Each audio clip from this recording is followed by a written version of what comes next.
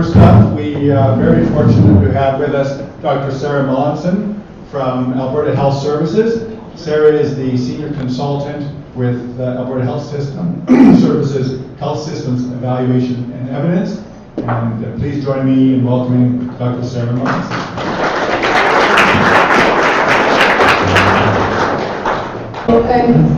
As the introduction said, I'm Sara Mallinson. I'm from Alberta Health Services primarily in a team called Health Systems Evaluation and Evidence, and we do what it says in the title. We evaluate and collect evidence on health system programs, and we also do research, and that's why the University of Calgary is involved, because I'm an adjunct assistant professor in community health sciences.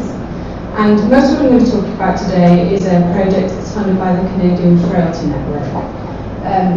You should probably know about me that you can tell by the accent, I'm from the UK.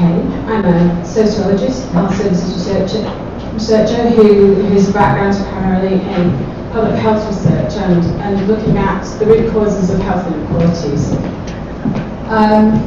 This is the broader team. I have two of my fellow team members, Rima and Megan, over there, and they may be able to answer some questions later on once I've finished doing the presentation. They're the kind of engine of this piece of work. And we have a wide range of collaborators right across Canada who are involved in this research project called Transforming Primary Healthcare for Frail Elderly Canadians. As a bit of background, and just to kind of set the context from my perspective on things, I'm very interested in the idea of system transformation, where we stop trying to do things to people and start trying to do things with people.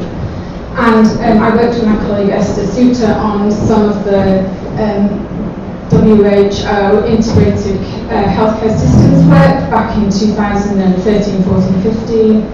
And from that framework, I think this phrase sums up what I think. A people-centered approach recognises that before people become patients, they need to be informed and empowered in promoting and protecting their own health. So we need to be starting our journey towards wellness and cultivating wellness much further back. And that's quite a shift for the health system.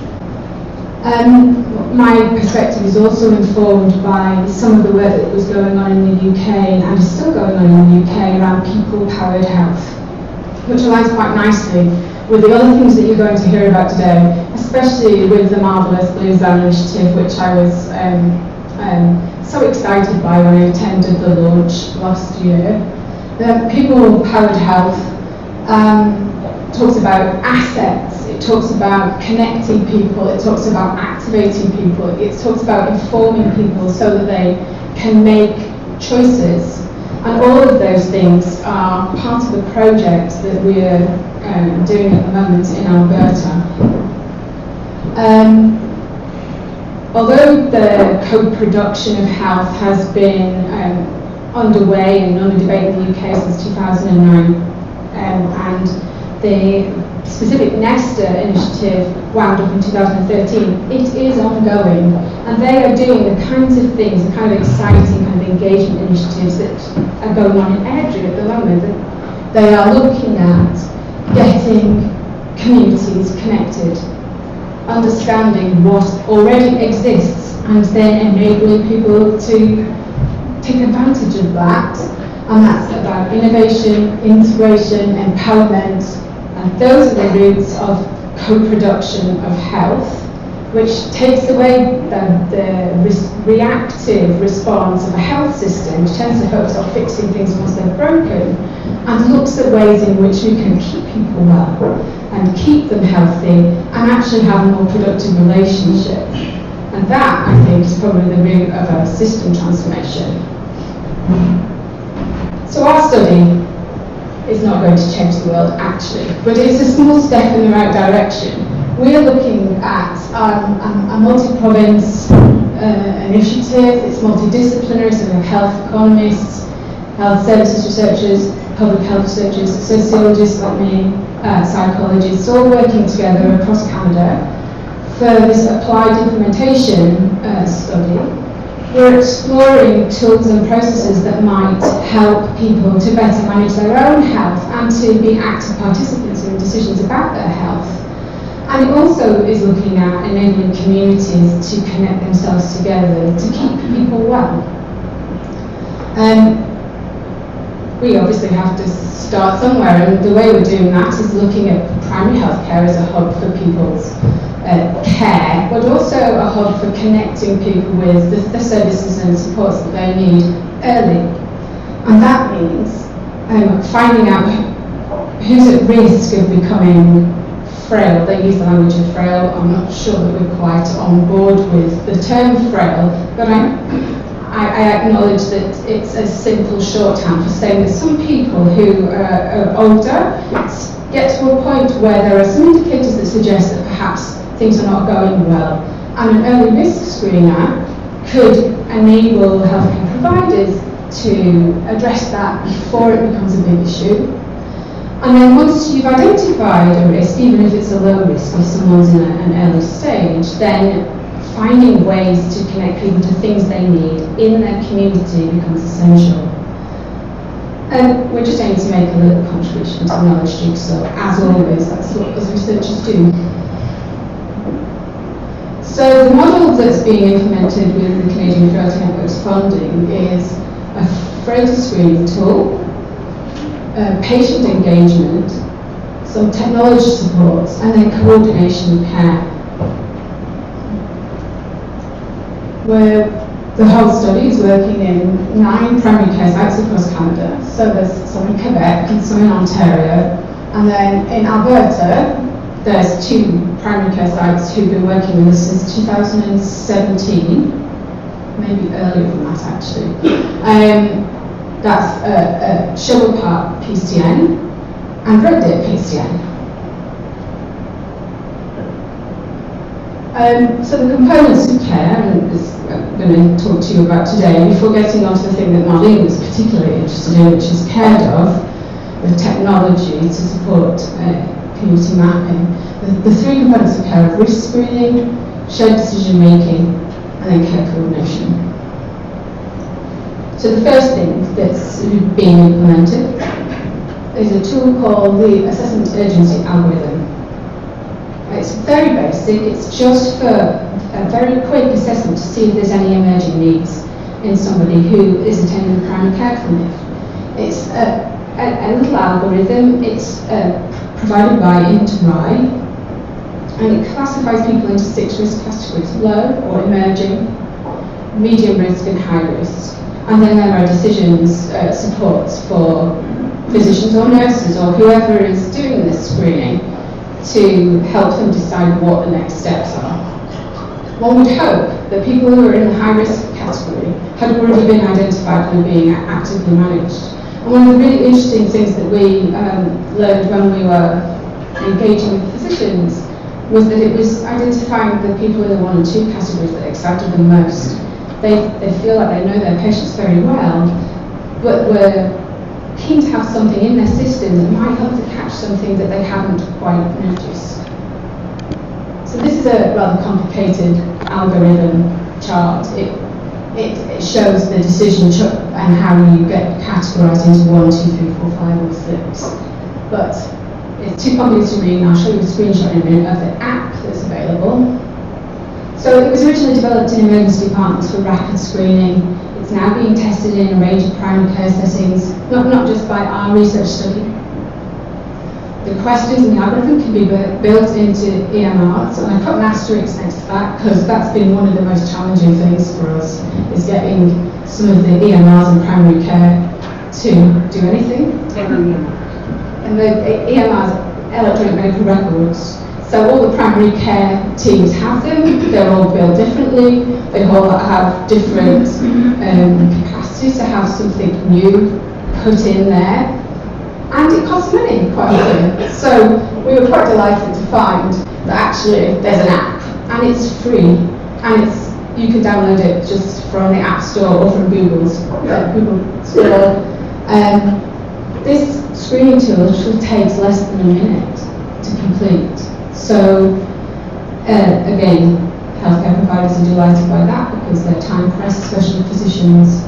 So you would start by pressing the start button, then you get asked a couple of screening questions, and if you answered yes to the first two screening questions, you just go straight to high risk. And that then helps your healthcare provider, or whoever it is who's doing the screen, make a decision about what to do next. In Ontario, where this was first piloted, they found most people that they screened were actually in the low risk category and needed some kind of low-level supports. But some were still screening high and needed significant further assessment. Very small number in the high-risk category need immediate intervention. Knowledge is power. If you know what's going on with your patient, and if you ask these questions, which might be slightly different than the questions you normally have in a everyday conversation, you might find something new and have an opportunity to act really quickly. The next part of the project is the shared decision making, which is about engagement. We know that people who have a role in their decisions about their care do better. There's the systems that have actively pursued shared decision making have better planning, improved outcomes, and it's a better experience for both the patients and the providers. So this shared decision making has been built into the project. The University of Laval has been responsible for developing something called decision boxes. They're not actually boxes, they're 2 sides of paper. In fact, there are much longer versions available for clinicians, but for patients and families, the decision boxes have been summarised into short, bite-sized bits of information about what options people have. It helps them to understand the decisions that they make and what the risks and benefits are. And it aligns with some of the other initiatives that are going on, like Ask Me 3 questions. And if people are interested in any more discussion of that, to grab me. The important thing is that if you empower people with some information and they understand what their choices are, then you have to give them some way to act on that. So we provide these to people. They're tear-off sheets that clinicians can give out to somebody who's been screened by the AUA screening tool. You can say, well, if you're at level 1 for memory loss and you want to do something to help you maintain cognitive function, these are the things that you might want to do, and here are the places in your community that you might be able to get some support with that, and that's, I'll show you the CARE component in a moment. So we're piloting 5 decision boxes. There's activities of daily living. We have some copies, don't we, for people to look at. We have copies of all of these if someone's interested in seeing what they look like in detail, because it is hard to read up on the screen. We have decision boxes about caregiver stress, about thinking and memory, improving mood, and malnutrition. So in our process, someone's screened with the AUA, they get to talk to the family practice nurse or the physician about some of the options that are available to them. And then there's CareDove. CareDove is an interesting online platform. It provides a searchable directory of community services that are formal in the health system or through social services, but also informal voluntary agencies in the community. CareDove has a significant presence in Ontario at the moment, and the LINs, the primary care networks that are in Ontario have been using this for a few years. There's a version that's available for clinicians, there's a version that's available for patients and families, and of course the community agencies also have access to it. The people behind the CareDove app will build the kinds of connections that are responsive to a local place.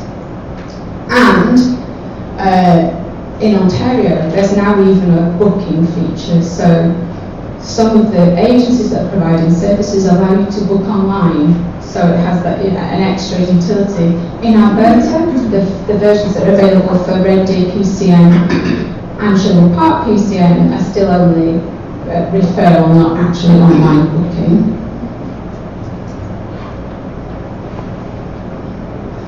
Okay, so this play now. Yeah.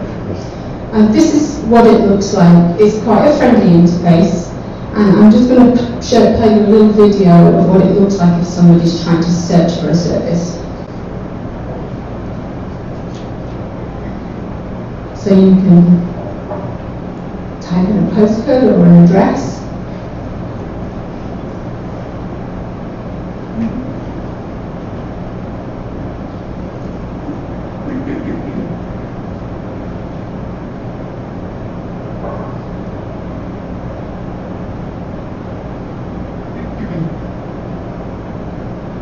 You could look for a particular kind of service, and on our version of CareDove, services are grouped under risk levels 1 to 2, 3 to 4, and 5 to 6.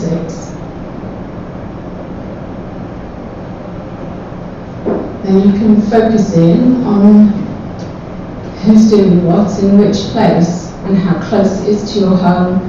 Then you can, from the patient's perspective, they could look at something like CareDove, and in their own time they could be given information on it and the web address.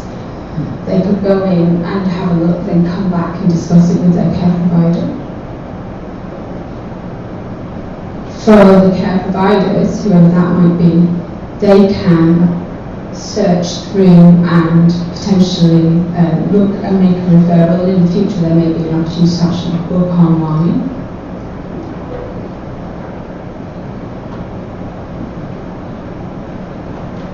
Anybody can get registered onto the CareDove portal, and the model in Ontario at the moment is that the LINs have actually started paying for CareDove.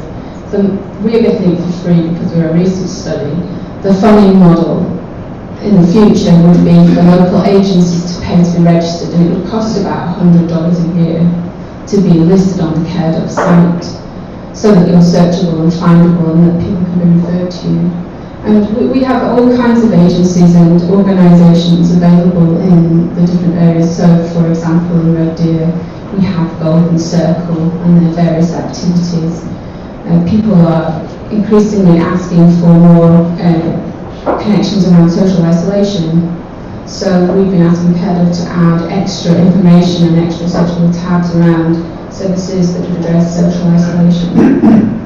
It's a very interesting platform that has the potential to build the kinds of community connections that are needed to address early need. So not the kinds of services that are required for people at high risk, but the kind of services and social glue that are needed for people who want to stay well, who want to stay in their communities and just need a little bit of something to help them. So the study itself is funded for originally 3 years. Now we have 4.5 years. Unfortunately, no more dollars. We just have to stretch them over a longer period.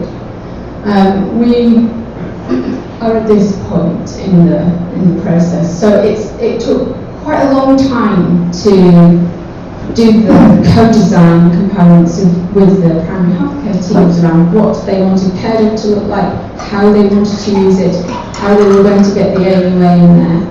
And we invested quite a lot of time in making sure it was going to work for them. And the teams are very excited. So in Red Deer in particular, they're looking at already rolling out the screening tool and CareDove beyond the 3 clinics in the Red Deer PCN that are actually part of the study. And we've had permission, have we not, to let them do that. All the clinics in the Red Deer PCN now are going to be able to use the AUA and CareDove platform. Yeah, so it's a tailored intervention, the EMRs, we've been working with on that, the mobile application, or a fillable form. People have many ways in which to get themselves involved. We've been doing all the implementation training, ongoing consultation, discussion and implementation tailoring. The next steps, over the next year, we're going to continue supporting our 2 sites with implementation and expansion, and we're collecting the intervention data, because this is a research study, so we're also going to do it's a quasi-experimental design, so we've completed baseline data collection, and now we're doing the data collection to see what impact the interventions have for older people, and we're using surveys and in-depth interviews and goal attainment scaling, which is an interesting way of finding out what people want to achieve and then seeing if they can achieve it over a period of time. Instead of the traditional health outcomes measures, I don't know if people are familiar with that, but they're very standardised and tend sometimes not to be completely relevant to people, especially older people. So allowing people to set their own goals and then measure their progress towards them seems like a much better idea. And there's a list of resources. As I said, we've got some information on the table there about both the screening tool, the AUA. I have the app on my phone if somebody wants to do a risk assessment on themselves. And we have more information on CARE if people want to find out about that. And I'm happy to take any questions.